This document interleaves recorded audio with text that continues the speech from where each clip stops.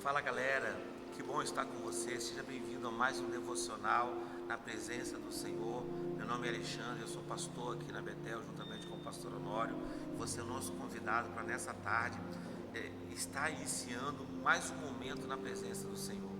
Eu quero convidar a você a estar compartilhando esse link com o maior número de pessoas que você puder, para a gente estar tendo um alcance e poder levar a palavra do Senhor para mais vidas. Você que está conosco aí pela primeira vez, você pode participar no chat aí.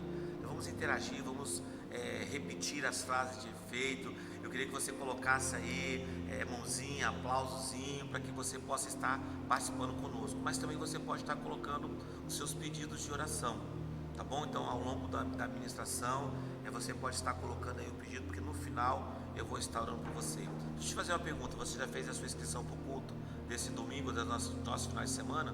Entra lá no site, você tem lá o link, você pode se inscrever como voluntário, como participante, tá bom? Para estar aí conosco nessa nova empreitada de cada domingo estar, e tem sido maravilhoso. Os nossos cursos você não pode perder, amém? Vamos lá, a palavra do Senhor dessa tarde está: estou convencido. Olha o que Paulo fala para nós em Filipenses capítulo 1, no versículo 6. Eu vou ler em várias interpretações, várias versões, para você entender mais ou menos o que eu quero trabalhar com você nessa tarde. A NVI de Filipenses 1,6 diz o seguinte: estou convencido de que aquele que começou a boa obra em você vai completá-la até o dia de Jesus Cristo. A Almeida Corrigida diz o seguinte, esse mesmo texto de Filipenses 1,6: tendo por certo isto mesmo, de que aquele que em vós começou a boa obra há de aperfeiçoá-la até o dia de Jesus Cristo. E a nova versão transformadora de Filipenses 1,6 diz o seguinte: tenho certeza de que aquele que começou a boa obra em vocês irá completá-la até o dia em que Jesus Cristo irá voltar. Que legal, nós vemos aqui várias versões com palavras diferentes, mas nós vemos aqui um homem, que Paulo que escreve, um homem convicto, convencido de que Deus pode fazer. E sabemos, meus amados, que Paulo tinha essa certeza, porque era um homem de autoridade naquelas palavras, porque ele tinha passado por muitas coisas. Vemos um Paulo que tinha uma experiência com Deus, em que fazia com que ele pudesse passar por tudo aquilo ali. A sua conversão já era algo tremendo. Ele vê os céus abertos, ele vê Deus falando com ele. Nós vemos, meus amados, depois aí um Paulo que fica em média 10 anos esperando para iniciar um chamado de Deus na sua vida. Quando Barnabé vai lá e chama ele, nós vemos um Deus que, apesar do tempo, ele vai completar, ele vai cumprir aquilo que ele falou há 10 anos atrás, quando Paulo se converte. Mas, meus amados, em 1 Coríntios 11, nós vemos ali Paulo falando uma lista do que ele já tinha passado. Aí nós vemos Paulo ali dizendo que ele foi encarcerado, ele foi açoitado, ele recebeu mais de 39 açoites. Nós vemos Paulo falando que ele recebeu vários golpes de várias varas. Um homem que foi apedrejado 3 vezes, sofreu naufrágios, enfrentou rios e mares, foi assaltado, ele passou por desertos, por mares revoltos, sofreu fome, passou sede, suportou até frio e nudez. Nossa, como que Paulo pode ter tanta convicção? Porque ele tinha experiência com Deus. Essa convicção, meus amados, era fruto de um relacionamento com Deus. Ele já tinha passado por muitas coisas, mas ele afirma que ele tinha certeza, convicção, que ele estava convencido de que o Deus que fez, que prometeu, ele vai cumprir. Mas a minha pergunta para você o problema é que muitos de nós um dia até tivemos uma convicção, talvez um dia até criamos que Deus iria fazer, mas tantas coisas ao nosso redor vão minando de nós essa convicção. Por isso que eu botei como uma interrogação: eu estou convencido de que Deus vai fazer? Eu estou convencido de que Deus vai mudar a minha família? Será que eu realmente estou convencido que Deus vai abrir uma porta de emprego? Será que eu estou convencido que Deus pode trazer a cura sobre a minha enfermidade?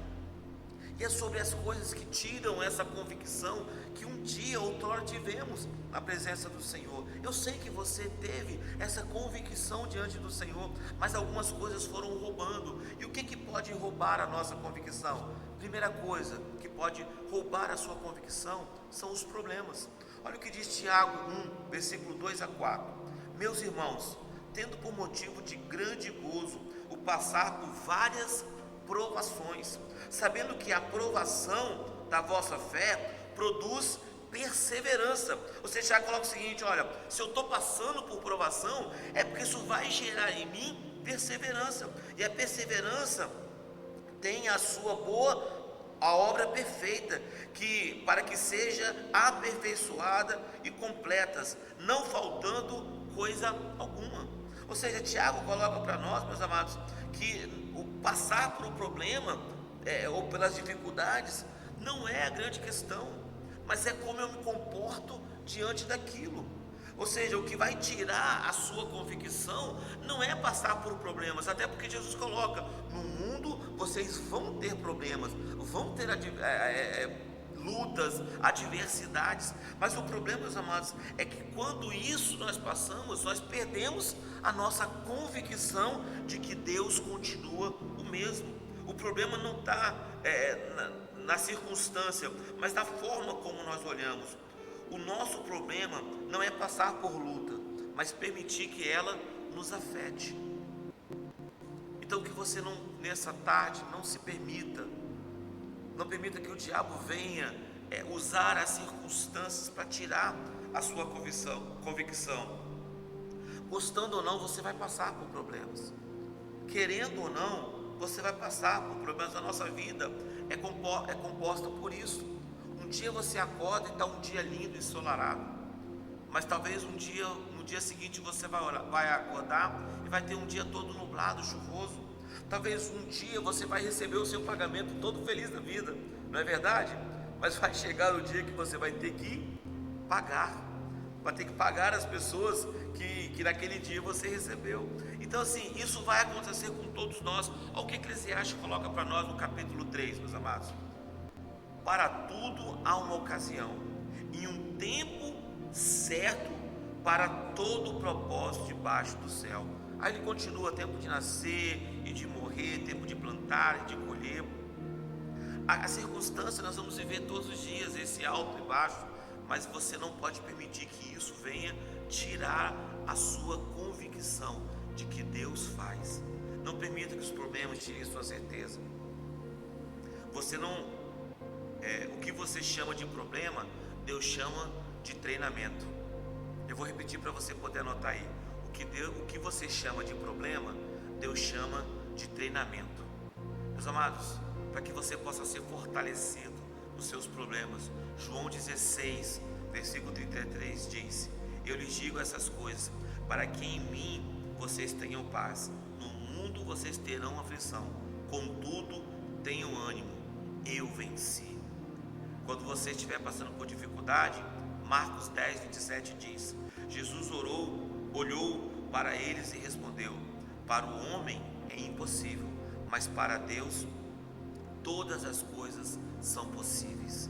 Quando você estiver passando por problemas, meus amados, Salmo 23, 4 diz: mesmo quando eu andar pelo vale da sombra da morte, não temerei mal algum, porque tu estás comigo, a tua vara e o teu cajado me consolam. Que você possa saber que as adversidades não podem roubar a convicção do Deus que você serve. Mas o que mais, pastor, pode tirar a nossa convicção? As mentiras do inferno. 2 Coríntios 4, versículo 4 diz: o Deus dessa era cegou o entendimento dos descrentes, para que não vejam a luz do evangelho da glória de Cristo, e que é a imagem de Deus. Essa é a estratégia do inimigo: te cegar, fazer com que você não enxergue. O diabo, meus amados, é especialista em mentir. João 8,4 diz que ele é o pai da mentira. Então, com isso tudo, essa é a maior estratégia que ele usa nesses últimos dias para tirar a sua convicção. É fazer com que você acredite nas mentiras dele, é fazer com que você perca o foco daquilo que Deus colocou para você. E esta mentira, meus amados, que o diabo tem colocado, que Deus não faz, que Deus não pode, será que Deus pode? Tem roubado a nossa certeza de Cristo. Meus amados, tenha a sua identidade em Cristo. Você é filho, você é herdeiro, você é amado, você é chamado, você é vencedor, dentre outras coisas. O problema é que muitas vezes nós estamos aceitando, meus amados, os apelidos que o diabo tem colocado para nós. Você é um rejeitado, um apelido chamado você é um perdedor. Ele tem chamado você de fracassado, de pobre, de miserável, de um pecador. Meus amados, são as mentiras que fazem com que você perca a convicção do Deus que você serve, daquilo que Deus pode fazer na minha e na sua vida. 1 Pedro capítulo 5, versículo 8 diz: estejam alertos e vigilantes, o diabo, o inimigo de vocês, anda ao derredor como um leão, rugindo e procurando a quem possa tragar. Ou seja, ele está ao nosso redor o tempo todo querendo nos destruir, tirar, minar de você a sua convicção de que Ele, o nosso Senhor, aquele que pagou um alto preço, aquele que se entregou, meus amados, com a mesma disposição. Meus amados, se Jesus hoje precisasse voltar em pleno século 21, em um ano de 2021, meus amados, Ele se entregaria novamente por amor à sua vida. O nosso Deus não mudou.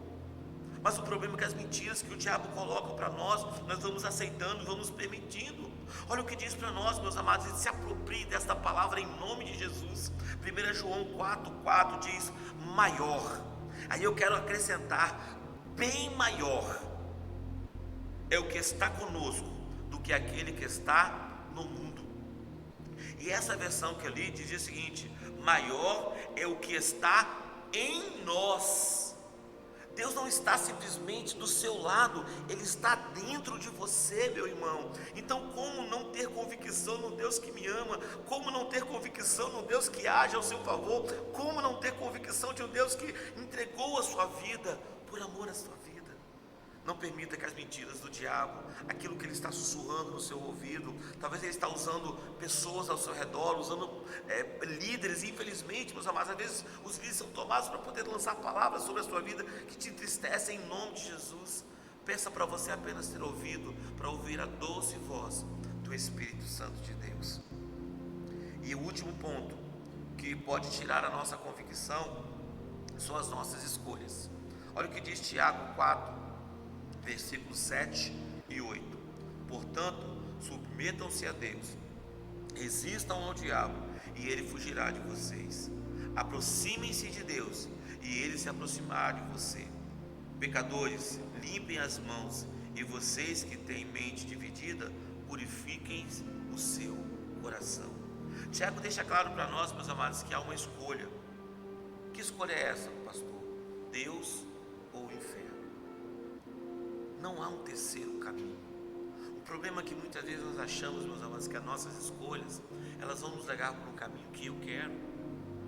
Mas a Bíblia é bem clara para nós: ou servimos a Deus, ou estamos em caminho que nos leva à perdição. Não tem como servir a dois senhores. Não tem como, ou você se aproxima de Deus, ou você está se distanciando de Deus, e isso é inferno. Eu não estou falando de um inferno, lugar de chamas, não, a Bíblia coloca para nós, mas o inferno, meus amados, é viver distante de Deus, é viver distante do amor de Deus. O inferno é viver distante daquele que pagou um alto preço por mim e por você. Eu quero que você viva a excelência ou a primazia daquilo que Deus tem para mim e para você. Ezequiel capítulo 18, versículo 30 ao 32 diz: portanto, ó nação de Israel, eu julgarei a cada um de acordo com os seus caminhos. E aí me permita trocar a palavra por escolhas. Vou repetir então usando a palavra escolha. Ó nação de Israel, eu julgarei a cada um de acordo com as suas escolhas. A palavra do soberano, o Senhor: arrependam-se, desviam de todos os seus maus caminhos, para que o pecado não cause queda em vocês. Livrem-se de todo o mal que vocês cometeram e buscar o seu coração um novo espírito e um novo local de viver. Porque deveriam morrer, ó nação de Israel? Porque não me agrado na morte de ninguém.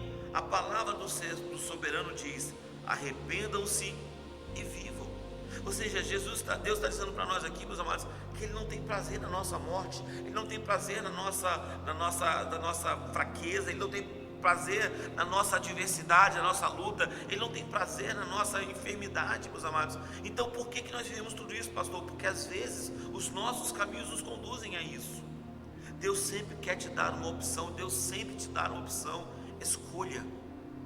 Você pode escolher hoje usar camisa de manga curta ou manga comprida. Você pode escolher sair de casa de tênis ou de sapato. Você pode escolher ir de ônibus ou ir de bicicleta. Você tem escolhas. Você hoje pode escolher, meus amados, fazer a vontade de Deus ou fazer a vontade da sua carne. Você hoje pode fazer uma decisão, uma escolha, meu amado, servir a Deus ou servir ao inferno. O problema é que a escolha que fazemos nos leva a um fim. Você quer viver um fim de vida ou de morte? O texto que eu li de Ezequiel diz que Deus não tem prazer, Ele não se agrada com a morte, mas Ele dá para nós uma opção, uma escolha: arrependa-se e viva. Então, que você escolha se arrepender das escolhas erradas que você fez, que você possa se arrepender daquilo que você buscou, que te afastou da presença do Senhor, porque tudo isso, meus amados, faz com que você perca a convicção de que Deus é contigo.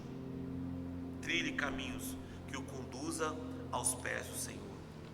Concluindo então, Paulo passou por tudo aquilo que eu falei, e no final, no capítulo 4 de Filipenses, ele coloca, eu li o versículo 1 de Filipenses, capítulo 1 de Filipenses, mas no 4 ele diz: estou dizendo isso para que seja necessitado, pois aprendi a adaptar-me de toda e qualquer circunstância. Sei o que é passar necessidade e sei o que é ter fartura. Aprendi o segredo de viver contente com tudo e qualquer situação, seja bem alimentado, seja com fome, tendo muito ou passando necessidade. Tudo posso naquele que me fortalece. Concluindo essa palavra, estamos convictos no que Deus pode fazer em nós? Se você não está convicto, aqui está o pulo do gato: ser fortalecido no Senhor. Como, pastor, eu posso ser fortalecido no Senhor? Tendo um coração convicto de que o nosso Deus continua fazendo o que Ele fez ontem, Ele vai fazer hoje e Ele vai fazer amanhã. Aquilo que Ele fez no passado, na igreja primitiva, nos pais da fé, Ele continua fazendo hoje. O mesmo Deus que tirou você do lamaçal do pecado é o Deus que está te sustentando. O mesmo Deus que te chamou é o Deus que está te capacitando. O mesmo Deus que se entregou é o Deus que supre todas as coisas. Por nós mesmos nós não conseguimos nada, mas em Cristo, como diz o texto, posso todas as coisas naquele que me fortalece. Coloca aí no chat: posso todas as coisas naquele que me fortalece. Nós vamos orar, porque talvez você perdeu a convicção daquilo que Deus tinha para você. Eu quero orar para que você não perca aquilo que Deus colocou do seu plano soberano na sua vida, para que você possa viver o melhor de Deus. Deus, eu quero orar neste momento para os meus irmãos, irmãs, amigos que perderam a convicção, a certeza, Senhor, do que Deus pode fazer. Talvez eles foram enganados pelas circunstâncias, talvez eles ouviram as mentiras do inferno, talvez eles escolheram caminhos que o fizeram chegar a esse ponto, mas eu quero repreender isso em nome de Jesus, para que eles possam voltar a ter como Paulo convicção, Senhor Pai, do que Deus pode fazer. Eu quero ministrar, Senhor Pai, a cura, Senhor Pai, do engano, das mentiras, Senhor Pai, das escolhas erradas na vida dos meus irmãos, para que eles vivam o melhor dessa terra na sua vida, em nome de Jesus. Ó Pai, toma-os nos teus braços e que a certeza, a fé, a esperança possa voltar a brilhar, Senhor Pai, a ser intensa no coração dos meus irmãos, em nome de Jesus. Amém. Eu quero orar por você que colocou aí o seu pedido de oração. Creia neste momento. Eu quero ativar a sua fé para para você estar agora sendo inundado pela presença do Senhor. Feche os seus olhos agora. Eu quero que você repita comigo a seguinte frase: Espírito Santo, aumenta a minha fé. Espírito Santo, repita comigo, me inunda com o seu amor. Eu quero orar por você diante desse pedido seu, Deus. Eu quero profetizar neste momento que toda necessidade, Senhor, seja suprida pelo Senhor. Ó Pai, talvez pessoas que precisam de portas de emprego, pessoas que precisam de promoções, pessoas que precisam de direcionamento. Tu és um Deus que conhece todas as coisas. Senhor Pai, que neste momento os seus olhos, os seus ouvidos sejam abertos, que neste momento eles sejam inundados pela Tua presença. Senhor Pai, neste momento aqueles que se encontram enfermos, eu dou uma ordem neste momento ao inferno, que parta em retirada de ação nesta vida. Eu dou uma ordem, Senhor Pai, ao seu corpo, que ele volte ao seu estado natural, porque o Senhor não nos fez enfermos. Eu quero profetizar a cura do Senhor, ó Pai, no nome de Jesus. Corpo, volte ao seu estado normal, em nome de Jesus. Quero profetizar a cura da alma, das emoções. Quero profetizar a cura do corpo, Senhor Pai, neste momento, e do Espírito, àqueles que precisam se entregar à Tua presença. Nós profetizamos, ó Pai, a libertação a esses corações, em nome de Jesus. Amém, amém e amém. Que Deus te abençoe, que você tenha o restante de tarde abençoador. Nós estamos aqui de segunda a sexta. Não perca nenhuma palavra, porque amanhã certamente você vai ter uma outra palavra ainda melhor, porque o nosso Deus é um Deus de coisas novas.